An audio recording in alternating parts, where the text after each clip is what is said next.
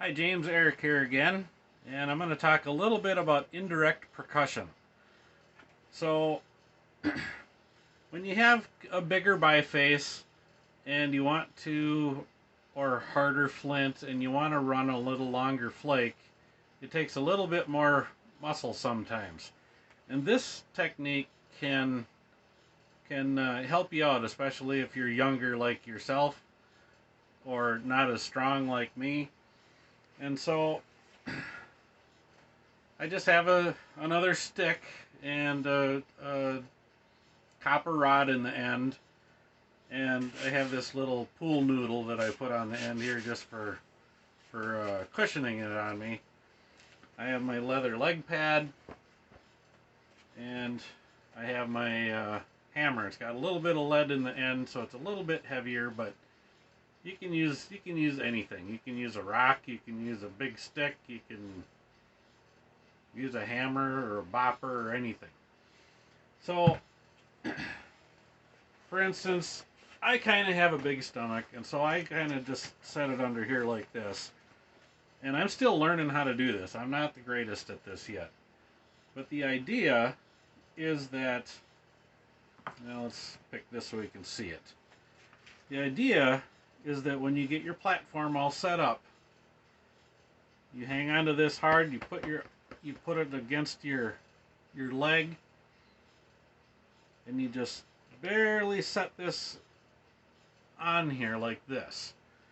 And then you can take this hammer and you smack it. And I don't want to do this inside because it's inside my garage and I don't want to step on the flakes. But when you're outside and doing it where you do your napping, you just put it on here, just barely put it on, and smack it. That will multiply the force and it will knock a little flake off. And then you just go over to your next spot and you smack it. You go over to your next spot and you smack it, and you just keep on going like that. And that could help you out to, instead of pressure flaking, this could take the place of pressure flaking.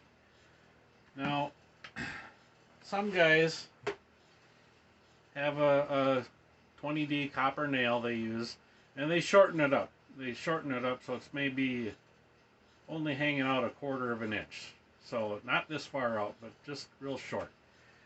And sometimes they put it under their knee, but my knees don't bend that well to do that. And so I just have to do what I can do to make it fit. And some guys put it over the top of their leg like this and tie it on with a strap. There's videos out there showing how to do that. But you kind of do whatever you can do to make it work for how you can do it. With this little one, it's the same thing. You just put it on your spot.